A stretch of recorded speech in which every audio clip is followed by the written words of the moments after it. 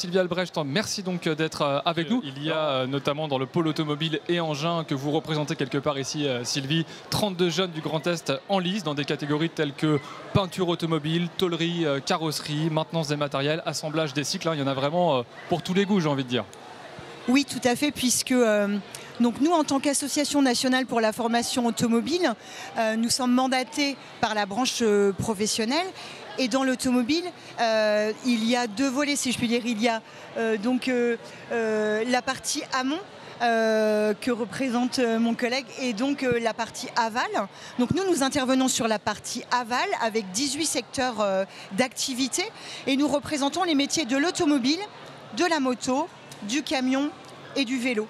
Et quand je parle de secteur d'activité, on est vraiment, vous avez évoqué l'assemblage cycle, la tôlerie carrosserie, mais c'est également le contrôle technique, les écoles de conduite, le commerce, le dépannage remorquage, les parcs de stationnement, la location de véhicules. Donc c'est vraiment des métiers qui sont d'avenir, qui sont très diversifiés. Sylvie Albrecht, qu'en est-il de la filière automobile dans le Grand Est particulièrement? Alors je crois que c'est à peu près 60 000 salariés selon les chiffres de 2023, avec des bassins historiques, le bassin houillé autour de Mulhouse, de Strasbourg, voilà, qui sont historiquement marqués par le secteur.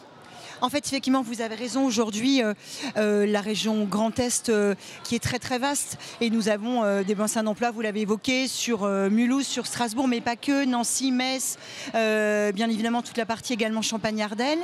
C'est une filière qui connaît un vrai bouleversement aujourd'hui, puisque eh bien, nous avons un nombre important aujourd'hui de ventes de véhicules électriques et hybrides qui, de ce fait, nous oblige à améliorer en tous les cas nos référentiels de formation.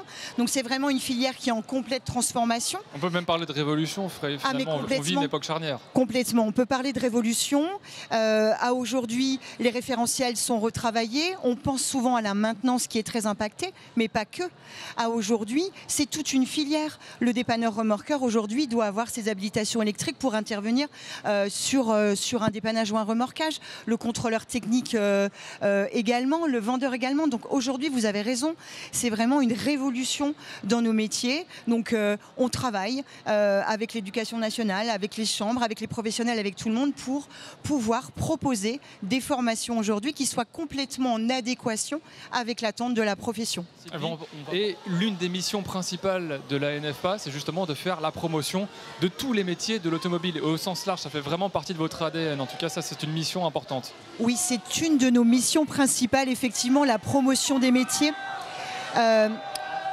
L'autre mission très importante est l'accompagnement donc de tous les organismes de formation, qu'ils soient lycées ou CFA, pardon.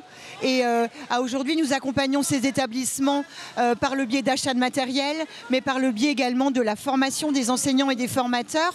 Et pour revenir bien évidemment à la promotion des métiers, qui est une de nos missions importantes, j'en profite pour parler de la semaine des services de l'automobile et de la mobilité, qui aura lieu du samedi 1er février au samedi 8 février.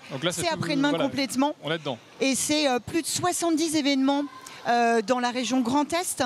Donc ce sont des établissements qui vont ouvrir leurs portes ouvertes, leurs plateaux techniques, sont également des entreprises qui vont être présents, qui vont ouvrir leur structure pour pouvoir faire découvrir. En fait, cette semaine, c'est vraiment une semaine où tous ensemble, que nous soyons professionnels, retraités, organismes de formation, apprenants, nous allons tous ensemble parler de nos métiers, de l'automobile, de la moto, du camion et du vélo, avec bien évidemment un spot également à la télévision. En effet, c'est vrai qu'on a souvent tendance à dire que nos métiers sont des métiers de voie de garage, mais au final pas du tout. Aujourd'hui, ce sont des métiers d'avenir.